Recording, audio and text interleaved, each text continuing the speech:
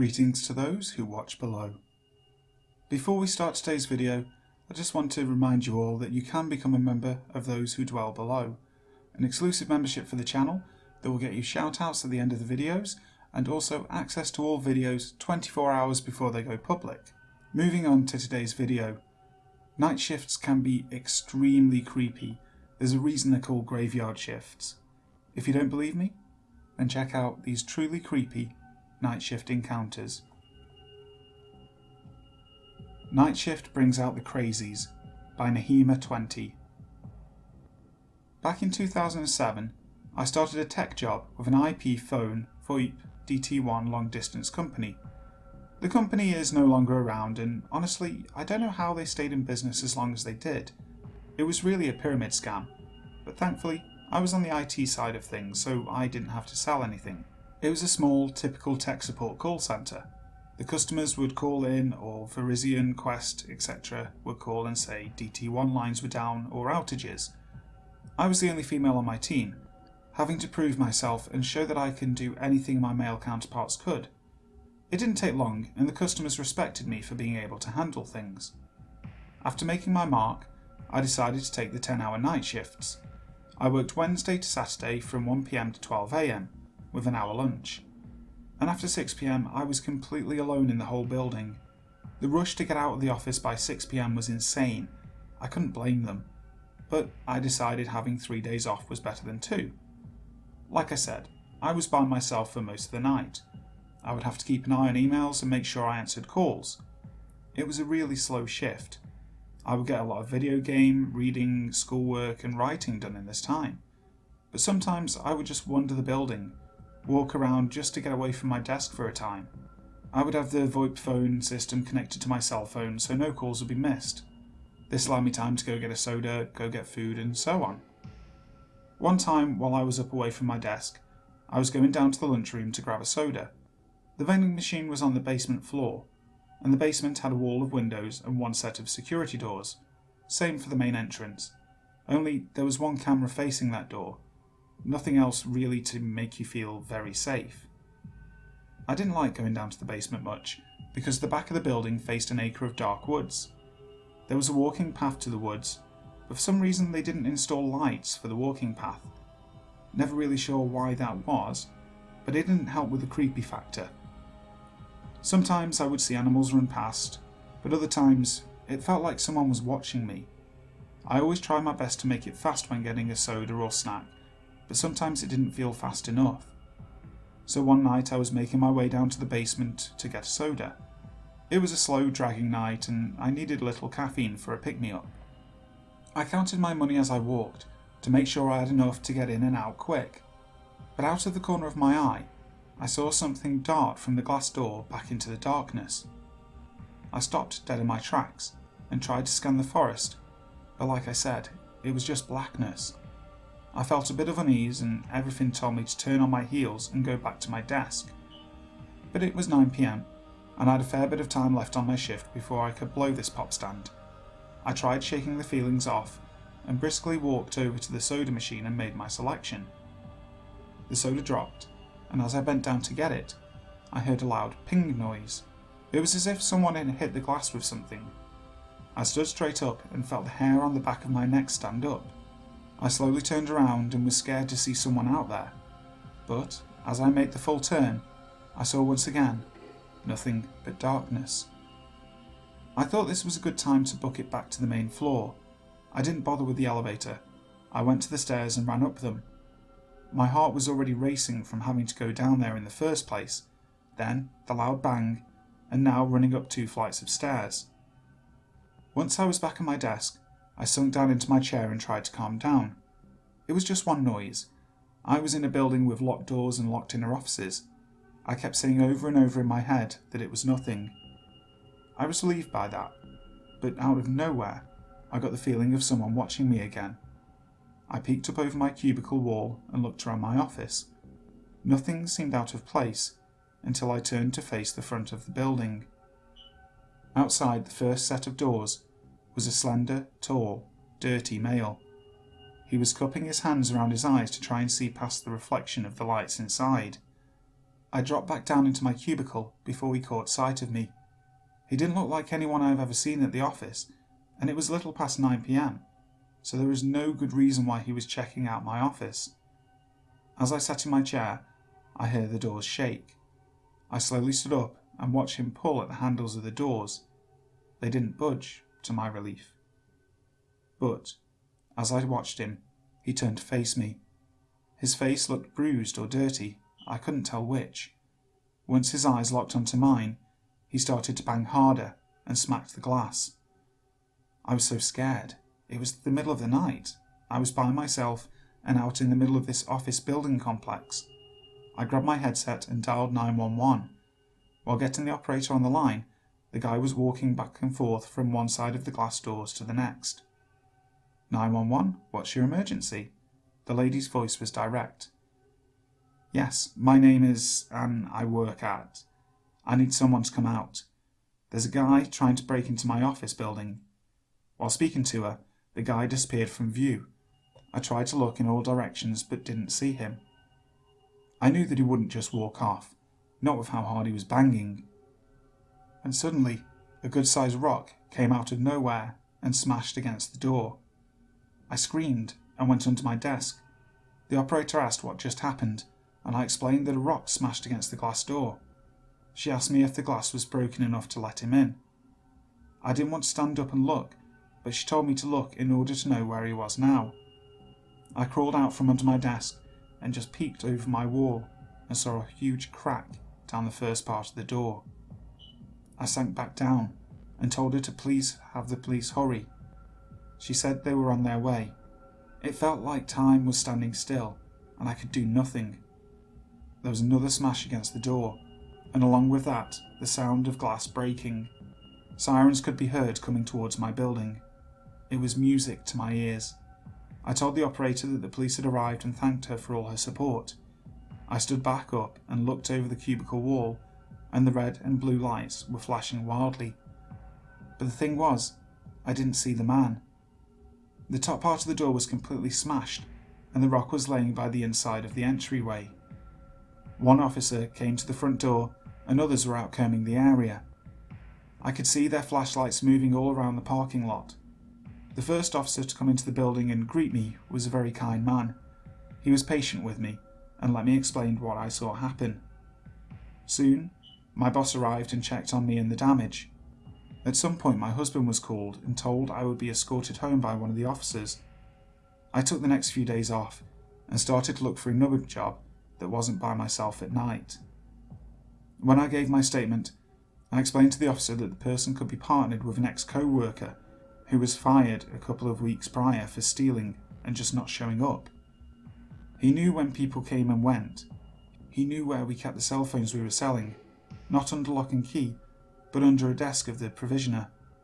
From smartphones to Blackberries, when they were still worth buying, plus VoIP boxes and phone cards. I went on to leave this job a month later and started a credit card machine company. It was an office full of people, still a call centre, but I felt safer, especially with the security and cameras all over the building. Like I said before, this company is no longer around. It was brought up by another company, and they basically liquidated all the funds that were worth something.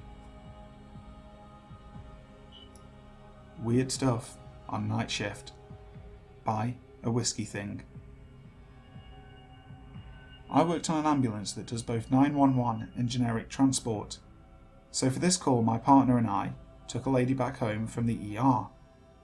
Now this neighbourhood is kinda sketchy, and we drove down a block away from the known hooker Pimp Street so we can finish our paperwork and clean equipment. We're parked opposing traffic on a curb in the ghetto slums at 1 AM. I'd just finished cleaning and I'm standing at the passenger side with the door open, while my partner is sitting in the passenger seat still finishing her report. All of a sudden, we hear a girl's voice a few doors behind us screaming, "No, no, let me go," while a guy yells, "You can't take her." Partner and I look at each other, then down the road because now we hear some ricer revving like an angry lawnmower. All I see is headlights coming my way. I take a flying leap into the cab across my partner's lap as she slams the door behind me. Just in the nick of time, because the car comes within literally inches of our rig. I'd have been crushed if I didn't have almost cat-like reflexes. As the car goes by, we see that a bald, tatted up guy is the driver, and he's just casually flicking a cigarette out of the window. In the back seat is a girl in her skivvies, desperately pounding on the window. Meanwhile, on the outside of the car is a dude in his tighty whities. He has some weird Spider-Man grip, with one hand holding onto the roof and his feet braced against the door. He's also punching the window. I flick on the lights and sirens, hoping to scare the driver, and my partner gets on the radio telling dispatch a brief rundown and to send cops to our location. The driver isn't fazed in the least by our display. He stops at the four-way, looks at us in his mirror, flicks the cigarette, and takes off.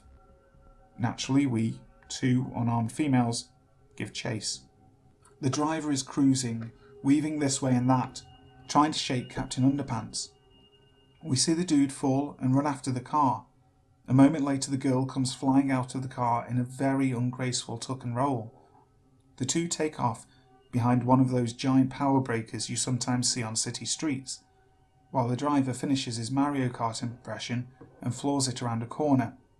We follow round the corner ourselves and stop to check for plate number, but alas, he's sporting a lemon lot ad. Since he's gone, we presume it's safe to get out and actually do our job, take care of those injured. We hop out with the aid bag, and my partner keeps watch while I run to the giant power thing, but the nearly naked duo is gone. At that moment, 5 squad cars pull up and ask if we're the ones who called for backup. We restrain ourselves from asking if they see any other freaked out EMTs in the neighbourhood and give them the story. They ask where the two who escaped the car went, and we responded that we didn't know. They ask for a description and possible direction. We tell them that if they go left and make another left 3 streets down, then stop shortly before EC Boulevard, they'll see 2 people in underwear and lightly covered in road rash. I helpfully add in whatever the design was on the guy's shorts, and they just stared at us for a moment. Realising we were serious, 3 cars take off. Maybe 5 minutes later, one radios in saying they found them. Here's the kicker. They denied everything. No car, no kidnapping, no chase. Of course, they can't explain why they're nearly a block away from their place, wearing only enough to not break any indecent exposure laws, their lack of shoes, or the copious road rash all over them, since technically they didn't do anything wrong, and they had no desire to press charges or be treated by us. They were let go. And that is only my second creepiest night in EMS. Night Shift Gone Weird by Yellow Horsey 1. I work in a fairly busy hospital downtown, in the NICU. I usually work at night. During orientation, we are taught to be observant to the signs of a possible abductor. We were taught to look for oversized clothing, bags, and shifty behaviour. It was about 3 AM, and I was sitting at the front desk since 11. I'm a nursing student, so I usually just do clerical work around the unit. I also watch the cameras to make sure no one is here that isn't supposed to be here. It's usually pretty quiet at night.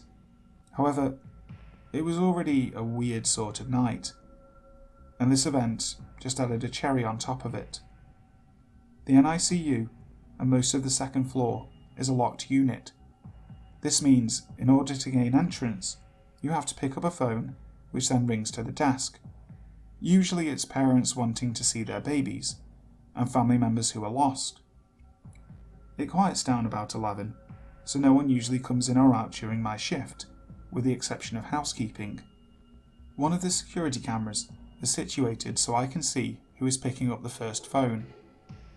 I'd been sitting here browsing Reddit when the phone rang. I glanced over at the phone, thinking it was a parent wanting an update or something like that. It took me a second to register that it was the number for the first set of doors. I picked it up and looked over to the screen. There was a lady in baggy clothing with a sling on her arm. I answered the door and said that she wanted to come in to find her cousin, who apparently had been brought up from the emergency department.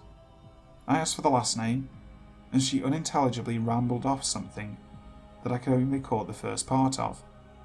Knowing that we didn't have any new admissions, I told her that we didn't have anyone by that name. I tried to get some information out of her, and again she said that her cousin had been brought up from the ED. I told her in that case she would have to go to labour and delivery and talk to them. She hesitated and then said okay and walked away. I got a really weird feeling from her, so I checked the sensors to see if there was anyone that was being accessed in L&D, and there wasn't. So she either was at the wrong hospital, or she wanted to come into the unit to do something a little more sinister than just see her cousin.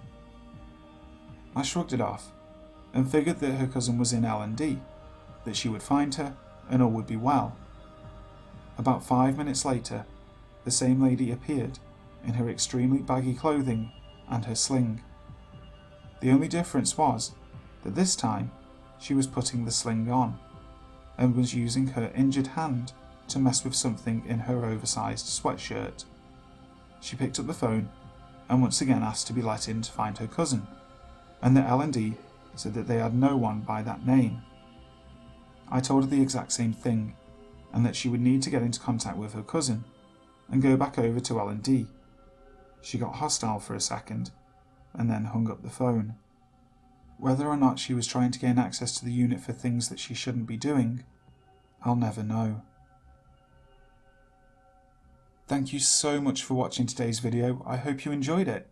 If there's a particular video theme that you'd like to see, let me know in the comments below. Also, do any of you work night shift? If you do, I'd love to know that too. If you like the video, make sure to give it a big thumbs up. Also, share the video around and subscribe to the channel if you haven't already. If you have, hit the notification bell.